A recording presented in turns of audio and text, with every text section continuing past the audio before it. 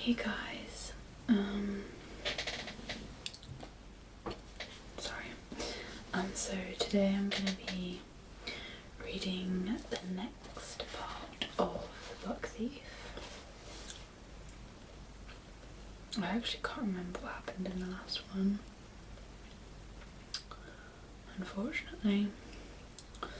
So,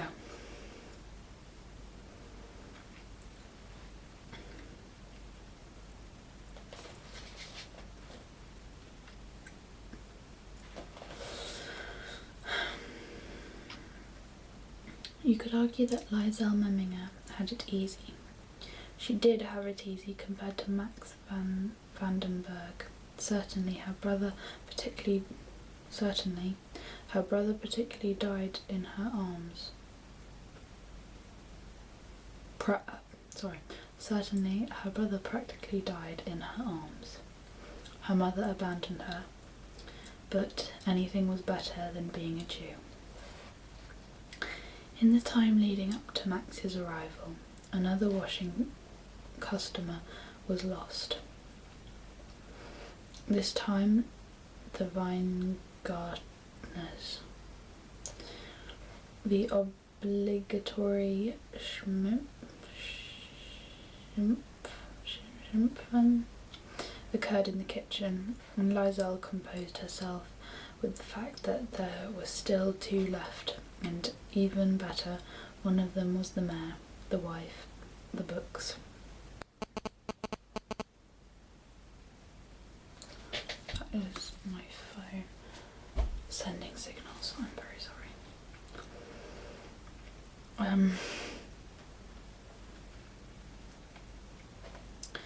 As for Liesel's other activities, she was still causing havoc with Rudi Steiner. I would even suggest that they were polishing their wicked ways. They made a few more journeys with Arthur Berg and his friends, keen to prove their worth and extend their thieving repertoire. They took potatoes from one farm, onions from another. Their biggest victory, however, they performed alone. As witnessed earlier, one of the benefits of walking through town was the prospect of finding things on the ground. Another was noticing people, or more importantly, the same people, doing identical things week after week. A boy from school, Otto Sturm, was one such person.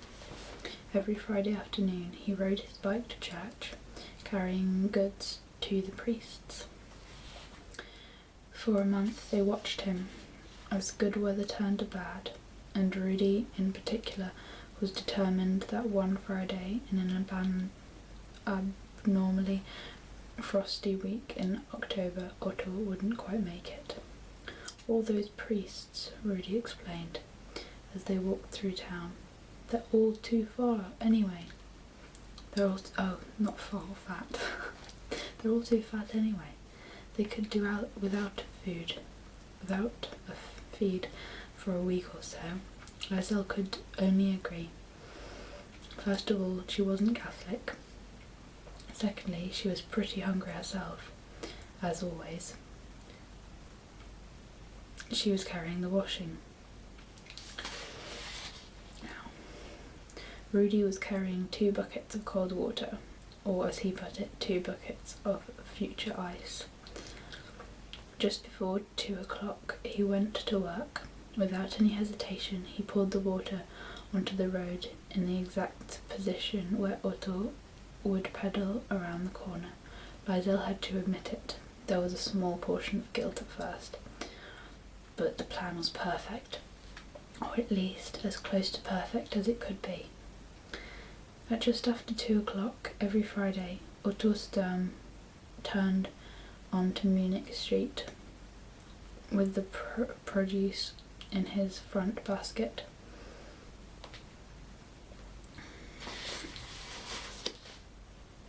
At the handlebars.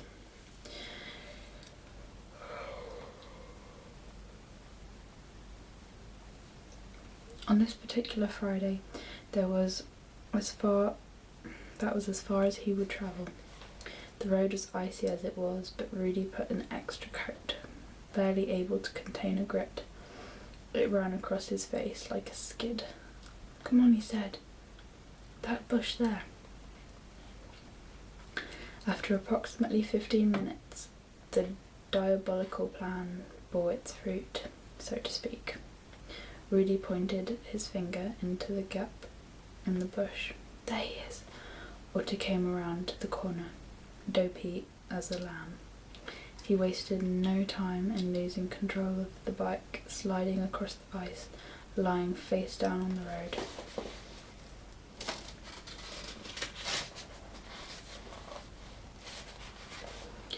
When he didn't move, Rudy looked at Lysel with alarm. "Crucified Christ," he said. "I think we might have killed him." He crept slowly out, removed the basket, and they made their getaway. "Was he breathing?" Lysel asked further down the street. "Kein Ahnung." Don't know how you pronounce that, Rudy said, clinging to the basket. He had no idea. From far down the hill they watched as Otto stood up, scratched his head, scratched his crotch, and looked everywhere for the basket. "Stupid Scheißkopf." Rudy grinned, and they looked through the spoils. Bread, broken eggs, and one big speck. Rudy held the fatty ham to his nose and breathed it gloriously in. Beautiful. As tempting as it was to keep the victory to themselves, they were overpowered by the sense of loyalty to Arthurberg. They made their way to his impoverished lodge on Kepfstrasse and showed him the produce. Arthur couldn't hold back his approval. "Who did you steal this from?" It was Rudy who answered. Otto Sturm. "Well," he nodded. "Whoever that is, I'm grateful to him." He walked inside and returned with a bread knife, frying pan, and a jacket. And the three thieves walked the hallway of apartments. "We'll get the others," Arthurberg stated as they made it outside. "We might be criminals, but we're not totally immoral." Much like the book thief, he at least drew the line somewhere. A few more doors were knocked on. Names were called out to apartments from streets below, and soon the whole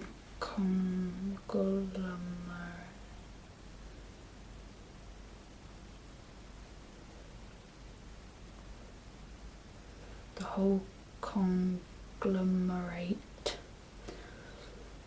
of Arthurberg's fruit-stealing troupe was on its way to the Amber. In the clearing of the other side, a fire was lit, and what was left of the eggs was salvaged and fried. The bread and speck were cut. With hands and knives, every last piece of Otto Sturm's delivery was eaten, no priest in sight. It was only the end that an argument developed regarding the basket. The majority of boys wanted to burn it. Fritz Hammer and Andy Schmeichel wanted to keep it, but Arthurberg showed his incongruous moral aptitude.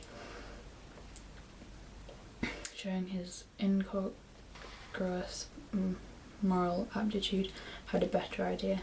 "You two," he said to Rudy and Lysel, "maybe you should take it back to that Sturm character.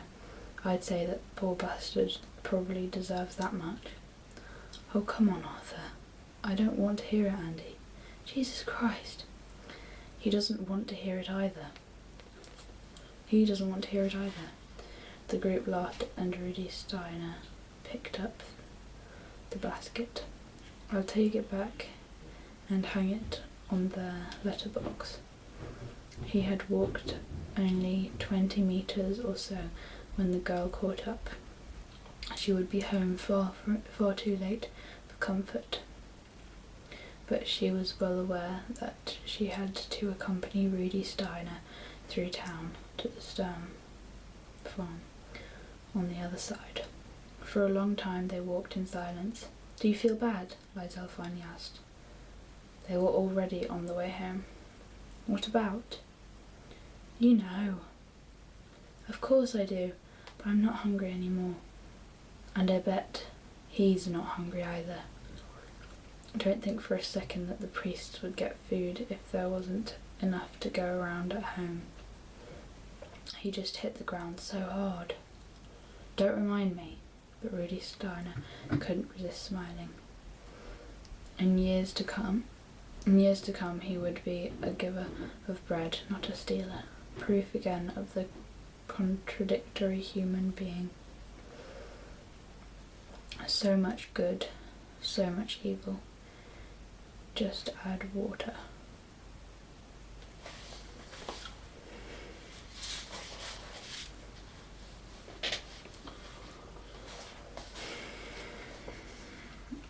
"5 days after their bittersweet little victory, Arthur Berg emerged one last time and invited them on his next stealing project. They ran into him on Munich Street. On the way home from school on a Wednesday, he was already in his Hitler Youth uniform. "We're going again tomorrow afternoon. You interested?" They couldn't help themselves. "Where?" "The potato place." 24 hours later, Liesel and Rudy braved the wire fence again and filled their sack. The problem showed up as they made their getaway. "Christ!" shouted Arthur. "The farmer!" It was his next word. However, that frightened. He called it out as if he'd already been attacked with it. His mouth ripped open. The word flew out, and the word was axe. Sure enough, when they turned around, the farmer was running at them, the weapon held aloft. The whole group ran for the fence line and made their way over. Rudy, who was furthest away, caught up quickly, but not quickly enough to avoid being last. As he pulled his leg up, he became entangled. "Hey!" The sound of the stranded. The group stopped. Instinctively, Liesel ran back. "Hurry up!" Arthur called out. His voice was far away, as if he'd swallowed it before it exited his mouth. White sky. The others ran. Liesel arrived and started pulling at the fabric of his trousers. Rudy's eyes were opened wide with fear. "Quick," he said. "He's coming." Far off, they could still hear the sound of deserting feet, when an extra hand grabbed the wire and reefed it away from Rudy Steiner's trousers. A piece was left on the metallic knot, but the boy was able to escape. "Now move it," Arthur advised them. Not long before the farmer arrived, swearing and struggling for breath. The axe held on now, with force, to his leg. He called out the futile words of the robbed. "I'll have you arrested. I'll find you. I'll find out who you are." That was when Arthur Berg replied. "The name is Owens." He lopped away, catching up to Liesel and Rudy. Jesse Owens. When they made it to safe ground, fighting to suck the air into their lungs, they sat down and Arthur Berg came over. Rudy wouldn't look at him. "It's happened to all of us," Arthur said, sensing the disappointment. Was he lying? They couldn't be sure, and they would never find out. A few weeks later, Arthur Berg moved to Colony. I don't know. They saw him once more on one of Liesel's washing delivery rounds in an alleyway of Munich Street. He handed Liesel a brown paper bag containing a dozen chestnuts. He smirked. The contact in the roasting industry. After informing them of his departure, he managed to proffer a last dimply smile, and to cuff each of them on the forehead. Don't go eating all those things at once either. And they never saw Arthur Berg again. As for me, I can tell you that I most definitely saw him. A small tribute to Arthur Berg, a still living man. The Cologne sky was yellow and rotting, flaking at the edges. He sat propped against a wall with a child in his arms, his sister.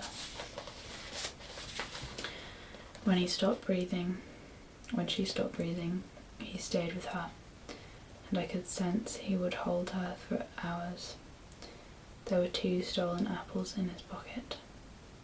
This time, they played it smarter. They ate 1 chestnut each, and sold the rest of them door to door. If you have a few pfennig to spare, Liesel said at each house, I have chestnuts. They ended up with 16 coins. Now, grinned Rudy, revenge. That same afternoon they returned to Frau Diller's, Heil Hitler and waited. Mixed lollies again? She spunzled, to which they nodded. The money splashed the counter, and Frau Diller's smile fell silently ajar. Yes, Frau Diller, they said in union. Mixed lollies, please. The framed Führer looked proud of them. Triumph before the storm. We're on the next chapter. The Struggler. Concluded. The juggling comes to an end now, but the struggling does not.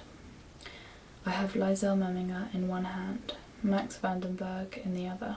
Soon I will clap them together. Just give me a few pages. The Struggler. If they killed him tonight, at least he would die alive. The train ride was far away now. The snorer most likely tucked up in the carriage. She'd made her bed. Travelling on. Now there were only footsteps between Max and survival, footsteps and thoughts and doubts. He followed the map in his mind, from passing to mulching. It was late when he saw the town. His legs ached terribly, but he was nearly there. The most dangerous place to be, close enough to touch it.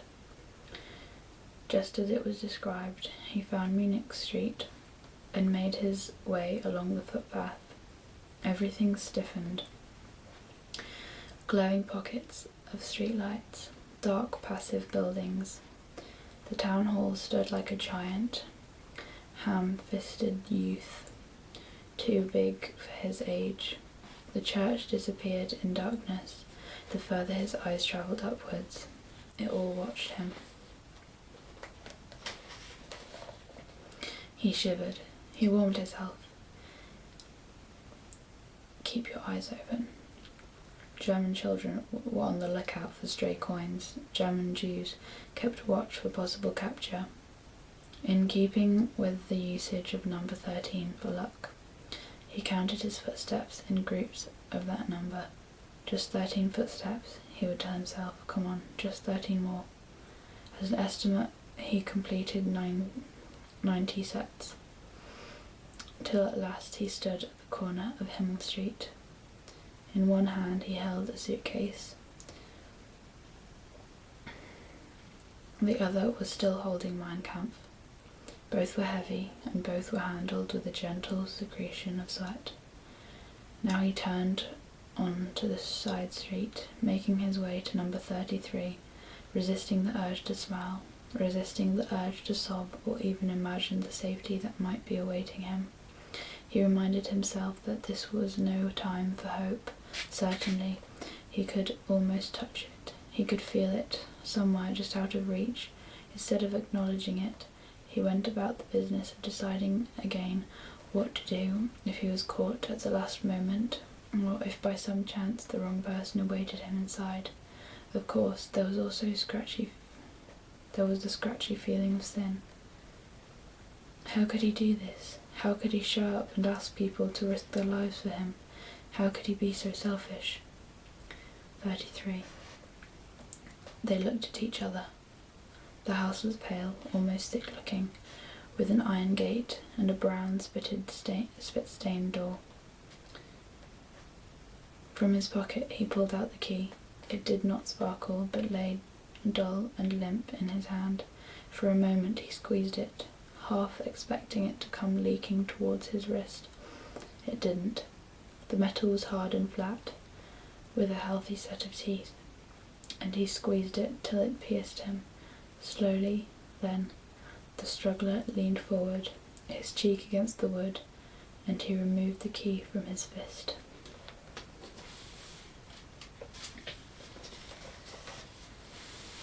That's it. Part 4 awaits us. Hopefully I won't be that much of a wait next time.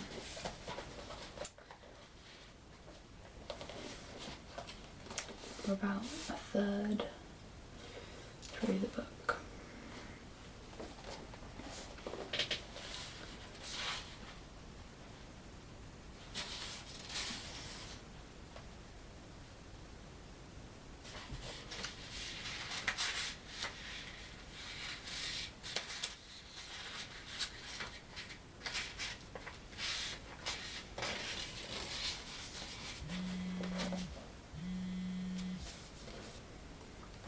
That's my phone, I'm sorry. Good night, everyone.